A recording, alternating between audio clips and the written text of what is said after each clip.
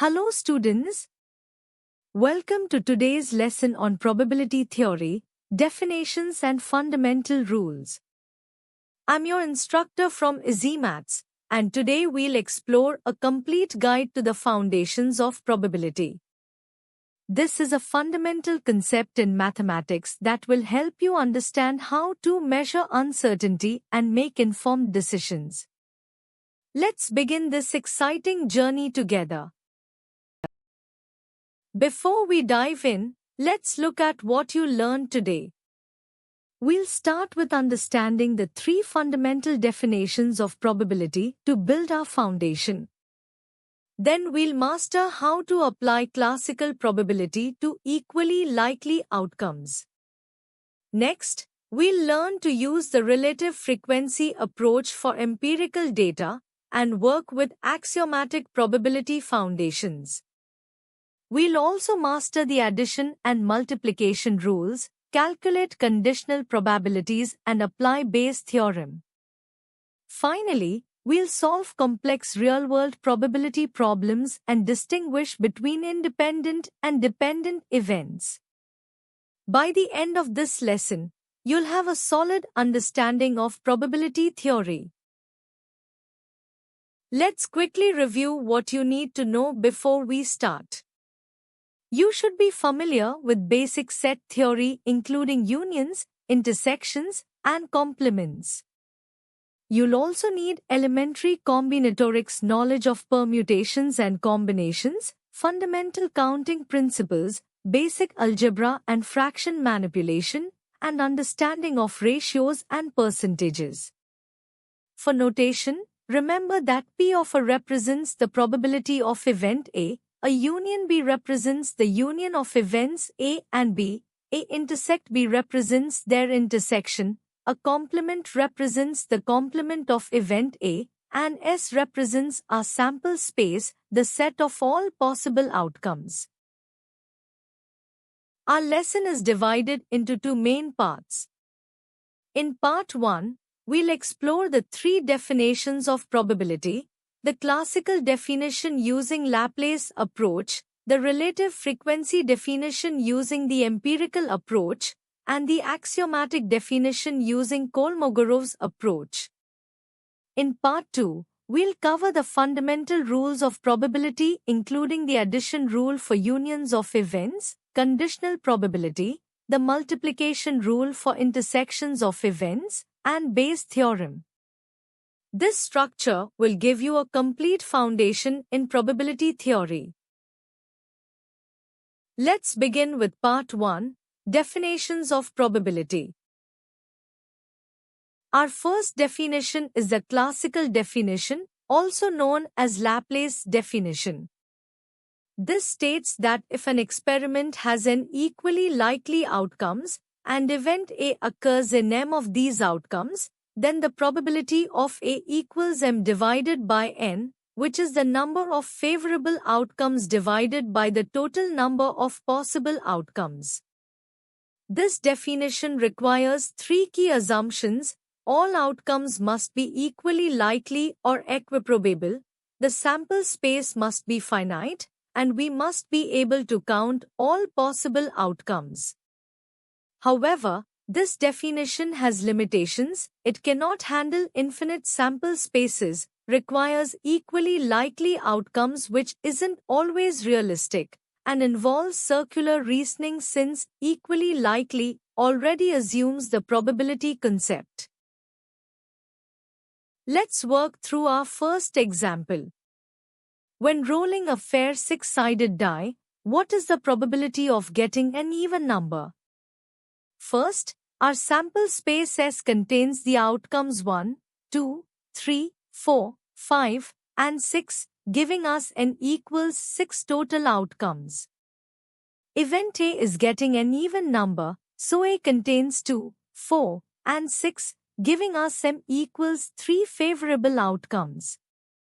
Using our classical formula, P of A equals 3 divided by 6, which equals 1/2 or 0.5. As you can see in the diagram, the even numbers 2, 4, and 6 are highlighted, representing exactly half of all possible outcomes. Here's another example using a standard deck of cards. What's the probability of drawing a heart? Our sample space contains 52 distinct cards, so n equals 52. Event A is drawing a heart, and there are 13 hearts in the deck, so m equals 13. Therefore, P of heart equals 13 divided by 52, which equals 1/4 or 0.25. Notice in our table that each suit has exactly 13 cards and probability 0.25, and all four probabilities sum to 1.00, which confirms our calculation is correct. Now let's try a more complex example with 2 dice. 2 fair dice are rolled. Find the probability that the sum equals 7. With 2 dice, we have 36 equally likely outcomes in our sample space. Event A is getting a sum of 7. The favorable outcomes are 1, 6, 2, 5, 3, 4, 4, 3, 5, 2, and 6, 1. That's m equals 6 outcomes. Therefore, P of sum equals 7 equals 6 divided by 36, which equals 1/6, or approximately 0.167. Looking at our outcome table, you can see the red highlighted 7s show exactly these 6 favorable outcomes out of the 36 total possibilities. Our second definition is the relative frequency definition, also called the frequentist approach. This is based on repeated experiments or historical data. The probability of event A is defined as the limit of n of a divided by n as n approaches infinity, where n of A is the number of times event A occurs in n trials. Key features include: it's based on empirical evidence and observation, requires a large number of trials for accuracy, is practical for real-world applications, and probability stabilize as n increases due to the law of large numbers. The advantages are that it's applicable to any repeatable experiment and based on actual data. The limitations are that it requires many repetitions and cannot be used for one-time events. Let's see this in action with a quality control example. A factory produces light bulbs, and after testing 1,000 bulbs, 950 work properly. What's the probability that a randomly selected bulb works? We have n equals 1,000 total bulbs tested, and n of A equals 950 working bulbs.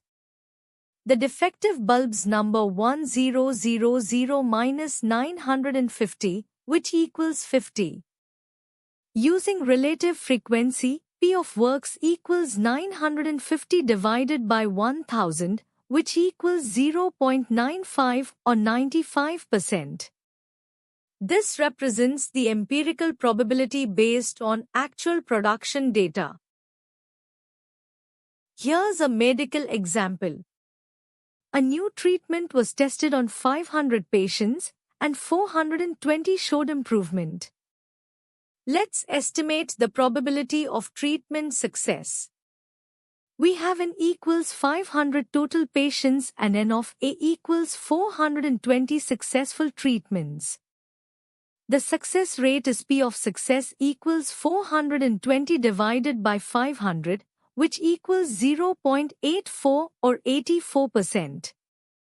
For statistical analysis, our sample proportion is 0.84. The standard error is approximately 0.0164, and the 95% confidence interval is 0.84 plus or minus 1.96 times 0.0164, giving us the interval from 0.808 to 0.872. This means we are 95% confident the true success rate is between 80.8% and 87.2%. Our third and most rigorous definition is the axiomatic definition using Kolmogorov's axioms. For any probability function P defined on sample space S, we have three axioms. Axiom 1, non-negativity, P of A is greater than or equal to 0 for any event A. Axiom 2, normalization, P of S equals 1. Axiom 3, countable additivity, for mutually exclusive events A sub 1, A sub 2, and so on, P of a sub 1 union A sub 2 union ... equals P of a sub 1 plus P of a sub 2 plus ... From these axioms, we can derive key properties.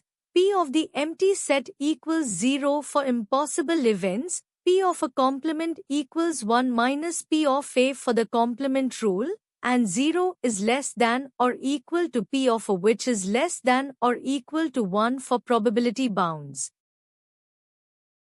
Let's verify that rolling a fair die satisfies Kolmogorov's axioms. Our setup has S equals the set 1, 2, 3, 4, 5, 6, where each outcome has probability 1/6. For axiom 1, P of a greater than or equal to 0, P of the set 1 equals 1/6 which is greater than 0, and P of the set 1, 2 equals 2/6 which is also greater than 0. For axiom 2, P of S equals 1, P of the set 1, 2, 3, 4, 5, 6 equals 6 times 1/6 equals 1. For axiom 3, with mutually exclusive events A equals the set 1, 2, and B equals the set 5, 6, P of a union B equals P of the set 1, 2, 5, 6 equals 4/6 equals 2/3, and P of A plus P of B equals 2/6 plus 2/6 equals 4/6. All axioms are satisfied. Let's compare our three definitions.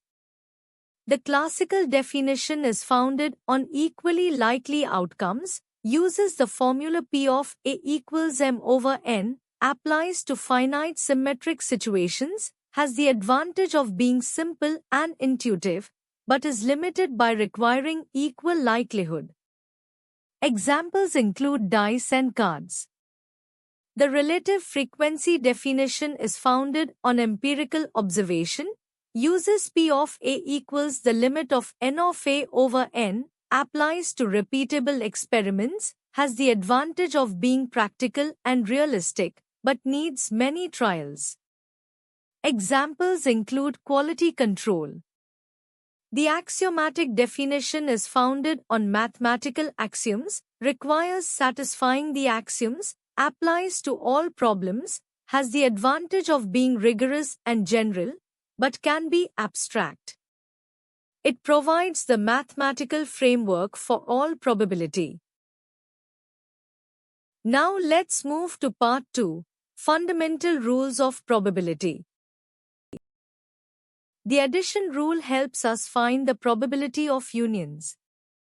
For any two events A and B, the general addition rule states P of a union B equals P of A plus P of B minus P of A intersect B. We subtract the intersection because it gets counted twice when we add P of A and P of B. For the special case of mutually exclusive events where A intersect B equals the empty set, the rule simplifies to P of a union B equals P of A plus P of B. The Venn diagram shows how the intersection A intersect B overlaps between the two circles representing events A and B. Let's apply the addition rule to a student activities problem. In a class of 30 students, 18 play sports, 12 are in debate club, and 5 do both. Find the probability a student does sports or debate. Given n equals 30, the cardinality of A equals 18, the cardinality of B equals 12, and the cardinality of A intersect B equals 5. The probabilities are P of A equals 18 over 30 equals 0.6, P of B equals 12 over 30 equals 0.4, and P of A intersect B equals 5 over 30 equals 1/6. Using the addition rule, P of a union B equals 0.6 plus 0.4 minus 1/6 equals 1 minus 1/6 equals 5/6, approximately 0.833. We can verify sports only 13 plus debate only 7 plus both 5 equals 25 students. So P of a union B equals 25 over 30 equals 5/6. Here's a card example. From a standard deck, find the probability of drawing a heart or a face card. Let A equal heart and B equal face card. Counting outcomes, there are 13 hearts, 12 face cards, and 3 heart face cards. The probabilities are P of A equals 13 over 52 equals 1/4, P of B equals 12 over 52 equals 3/13, and P of A intersect B equals 3 over 52. Using the addition rule, P of a union B equals 13 over 52 plus 12 over 52 minus 3 over 52 equals 22 over 52 equals 11/26. Notice we must subtract the 3 heart face cards to avoid double counting them. Conditional probability measures the probability of event A given that event B has occurred. The formula is P of a given B equals P of A intersect B divided by P of B, provided P of B is greater than 0. Key properties include the conditional probability is between 0 and 1, P of B given B equals 1 showing certainty given the condition, and P of a complement given B equals 1 minus P of a given B for the conditional complement. The interpretation is that conditional probability updates our probability based on new information. This is fundamental to how we learn from evidence. Here's a powerful medical testing example. A disease affects 1% of the population. A test is 95% accurate for diseased patients and 90% accurate for healthy patients. If someone tests positive, what's the probability they actually have the disease? Given P of D equals 0.01, P of T plus given D equals 0.95, and P of T minus given D complement equals 0.90. Step 1. Find P of T plus using the law of total probability. P of T plus equals P of T plus given D times P of D plus P of T plus given D complement times P of D complement, which equals 0.95 times 0.01 plus 0.10 times 0.99 equals 0.1085. Step 2. Apply conditional probability. P of D given T plus equals 0.95 times 0.01 divided by 0.1085 equals 0.0876. The surprising result is that only 8.76% of positive tests indicate actual disease. This shows the importance of considering base rates. The multiplication rule helps us find intersection probabilities. The general multiplication rule states, for any two events A and B, P of A intersect B equals P of A times P of B given A, which also equals P of B times P of A given B for independent events, where the occurrence of one doesn't affect the other. This simplifies to P of A intersect B equals P of A times P of B. Events A and B are independent if P of A given B equals P of A and P of B given A equals P of B. Independence means that knowing one event occurred doesn't change our assessment of the other event's probability. Let's examine dependence with cards drawn without replacement. What's the probability both cards are aces? Let a sub 1 equal first ace and a sub 2 equal second ace. For the first draw, P of a sub 1 equals 4 over 52 equals 1/13. After one ace is removed, P of a sub 2 given a sub 1 equals 3 over 51 equals 1/17.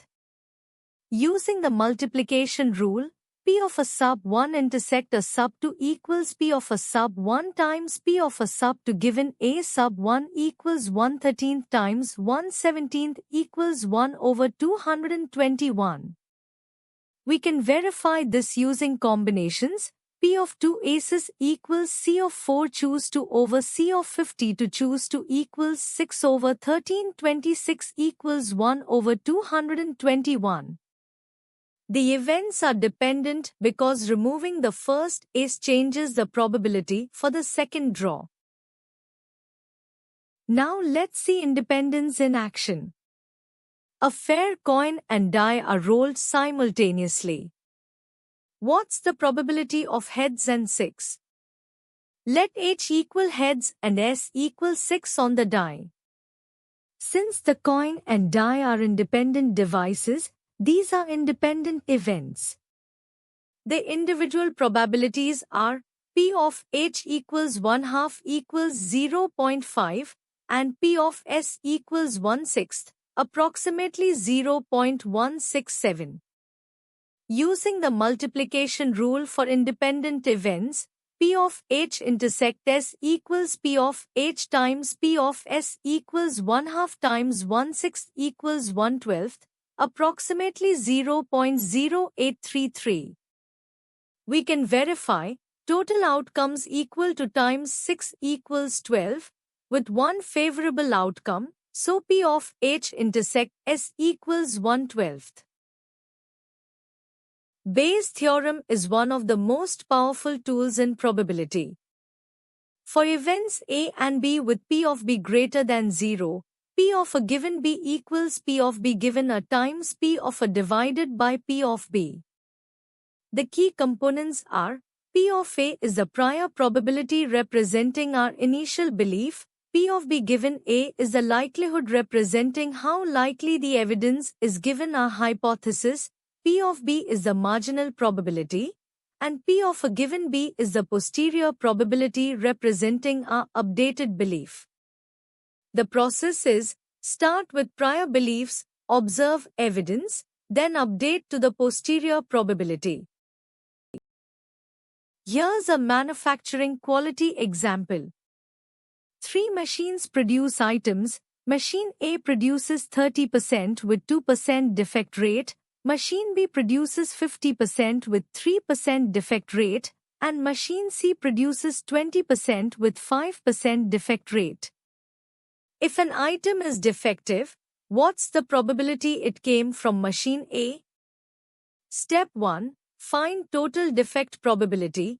P of D equals 0.02 times 0.30 plus 0.03 times 0.50 plus 0.05 times 0.20 equals 0.031. Step 2. Apply Bayes' theorem. P of machine A given defective equals 0.02 times 0.30 divided by 0.031 equals 0.194 or 19.4%.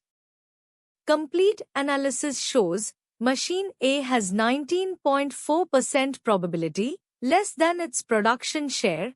Machine B has 48.4% due to high volume, and machine C has 32.3%, exceeds its production share due to high defect rate.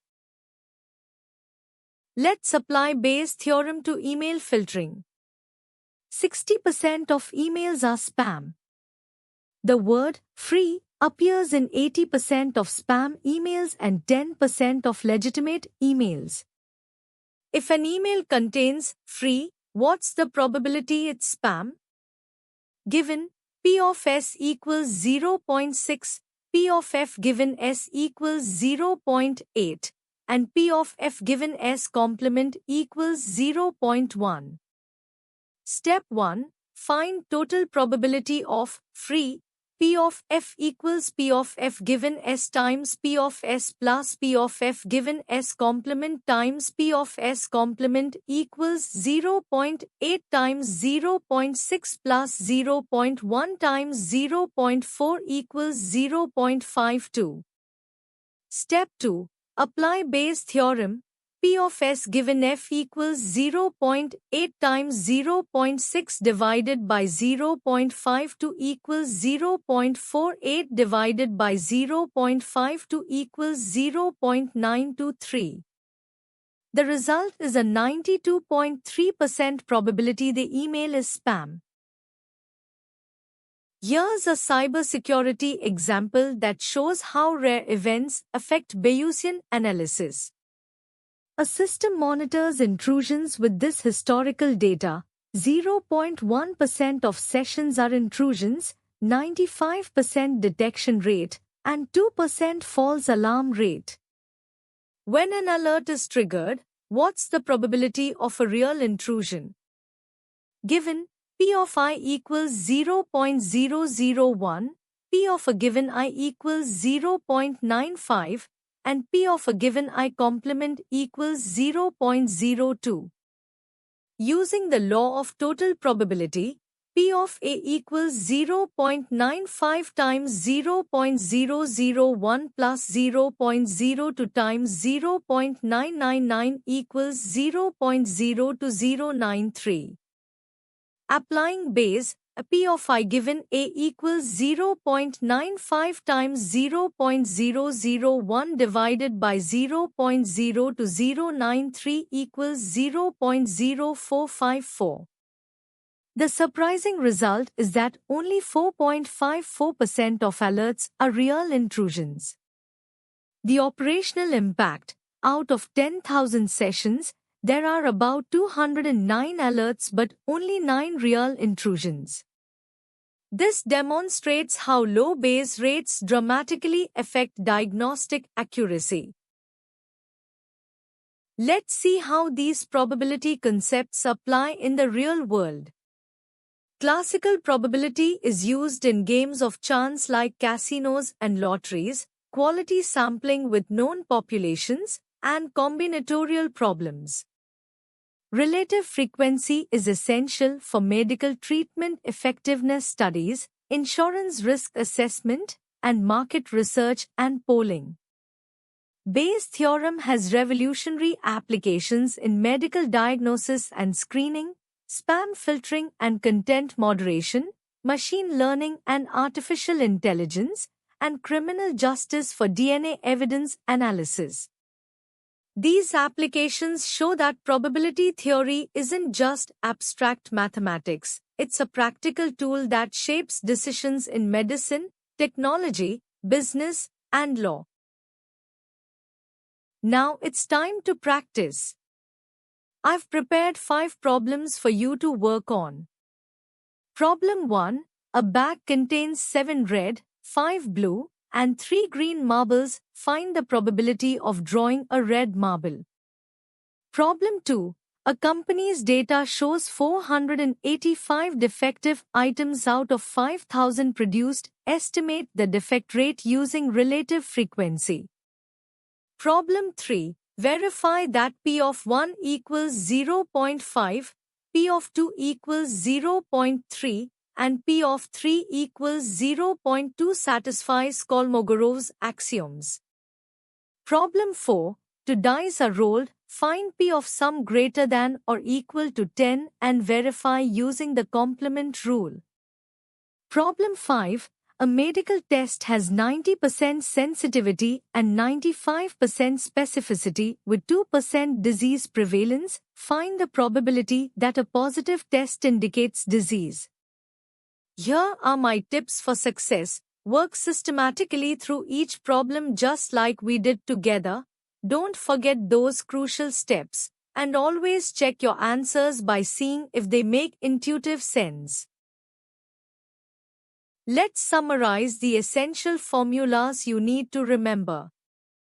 For probability definitions, classical probability is P of A equals M over N, relative frequency is P of A equals the limit of N of A over N, and the complement rule is P of a complement equals 1 minus P of A. For fundamental rules, the addition rule is P of a union B equals P of a plus P of B minus P of A intersect B. Conditional probability is P of a given B equals P of A intersect B over P of B. The multiplication rule is P of A intersect B equals P of A times P of B given A. For independence, we have P of A intersect B equals P of A times P of B, and Bayes' theorem is P of a given B equals P of B given A times P of A over P of B. Master these formulas and you'll have the foundation for all probability calculations. Let's conclude with a complex real-world example. A pharmaceutical company tests a drug through 3 phases. Phase A has an 85% success rate, Phase 2 has a 60% success rate, independent, and Phase 3 has a 70% success rate, independent. What's the probability of complete success? Since the phases are independent, we use a P of all succeed equals P of phase I times P of phase 2 times P of phase 3 equals 0.85 times 0.60 times 0.70 equals 0.357. The interpretation: only 35.7% of drugs complete all phases successfully. The business impact is significant. Out of 1,000 drugs that enter testing, only 357 get approved. This shows how probability helps us understand complex multi-stage processes. The law of total probability is essential for Bayes' theorem calculations. The statement is, if events B sub 1, B sub 2, through B sub n form a partition of sample space S, then P of A equals the sum from I equals 1 to n of P of a given B sub I times P of B sub I. Visually, this represents how event A can occur across different partitions B sub 1, B sub 2, and B sub 3 of the sample space. Each partition contributes to the total probability of A based on how likely A is within that partition and how probable that partition is. This law is the foundation for calculating the denominator in Bayes' theorem and is essential for understanding how probabilities combine across mutually exclusive and exhaustive scenarios. Here's an extended Bayes example with 4 suppliers.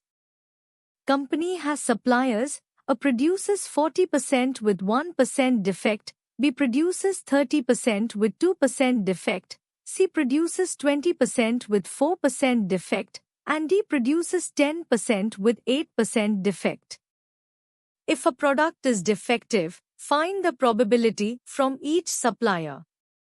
Step 1.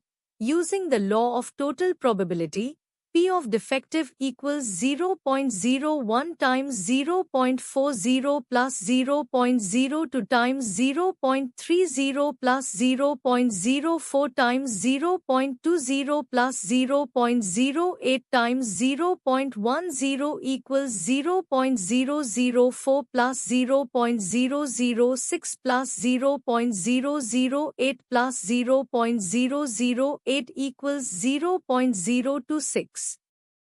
Step 2. Applying Bayes for each supplier gives us P of a given defective equals 15.4%, P of B given defective equals 23.1%, P of C given defective equals 30.8%, and P of D given defective equals 30.8%. The key insight: despite having the lowest volume, supplier D contributes equally to defects as supplier C due to its much higher defect rate. Understanding the distinction between independence and dependence is critical. independent events A and B satisfy, P of a given B equals P of A, or equivalently, P of A intersect B equals P of A times P of B. For dependent events, knowledge of one affects the probability of the other, so P of a given B does not equal P of A. Common examples of independent events include coin flips, dice rolls, and lottery draws where each trial doesn't affect others. Dependent events include card draws without replacement, weather patterns, and medical symptoms where one outcome influences another. To test independence, simply check if P of A intersect B equals P of A times P of B. This distinction is crucial for choosing the correct probability calculations. Let's see how sequential testing improves diagnostic accuracy through Bayesian updating. A hospital screens for a rare disease with 0.5% prevalence. The test has 98% sensitivity and 95% specificity.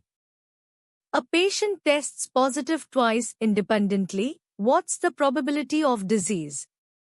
For the first test, P of D given T sub 1 plus equals 0.98 times 0.005 divided by the quantity 0.98 times 0.005 plus 0.05 times 0.995 equals 0.00449 divided by 0.05465 equals 0.0897. For the second test, we use the first result as a new prior, P of D given T sub 1 plus intersect T sub 2 plus equals 0.98 times 0.0897 divided by the quantity 0.98 times 0.0897 plus 0.05 times 0.9103 equals 0.0879 divided by 0.1334 equals 0.659. The dramatic improvement goes from 8.97% to 65.9% with the second positive test. This demonstrates how sequential testing dramatically improves diagnostic accuracy through Bayesian updating. Here's your systematic approach to probability problems. Step 1 is problem analysis. Identify what type of probability problem you are dealing with, list all given information clearly, and determine exactly what needs to be found. Step 2 is method selection. For union or intersection problems, use addition or multiplication rules. For sequential events, use tree diagrams or the multiplication rule. When you see, given that, think conditional probability. For updating beliefs, use Bayes' theorem. Step 3 is execution and verification. Apply formulas systematically, check if your answer makes intuitive sense, and verify using alternative approaches when possible. This framework will help you tackle any probability problem with confidence. Let's address 4 critical mistakes to avoid. First, the gambler's fallacy, believing that past results affect future independent events. For example, thinking, the coin showed 5 heads, so tails is due, but reality is each flip still has P of H equals 0.5. Second, the prosecutor's fallacy, confusing P of evidence given innocent with P of innocent given evidence. For example, DNA match probability 1 in million implies 99.9999% guilty, but you need to consider Bayes rates and alternative explanations. Third, independence assumption, assuming events are independent without verification. Examples include whether on consecutive days or related test scores. Always check if one event affects another. Fourth, Bayes rate neglect, ignoring prior probabilities in Bayesian problems. This is critical for medical testing and fraud detection where base rates dramatically affect conclusions. For continued learning, I recommend these classic textbooks: Ross, A First Course in Probability, Vacaville's Mathematical Statistics with Applications, and Degroot's Probability and Statistics. For online resources, check out Khan Academy's Probability and Statistics section, MIT OpenCourseware's Introduction to Probability, and various Coursera Probability and Statistics courses. For advanced applications, explore Gelman's Bayesian Data Analysis, Bishop's Pattern Recognition and Machine Learning, and Haastie's The Elements of Statistical Learning. These resources will take your probability knowledge to the next level. Congratulations! You've mastered the fundamental concepts of probability theory. Remember that probability is the language of uncertainty, and mastering it opens doors to understanding our world. Continue your probability journey at www.easymaths.org, where you'll find more resources and practice problems. Keep practicing and exploring. There's so much more to discover in the fascinating world of mathematics. Thank you for your attention, and I hope you enjoyed learning about these beautiful mathematical concepts. Until next time, happy calculating!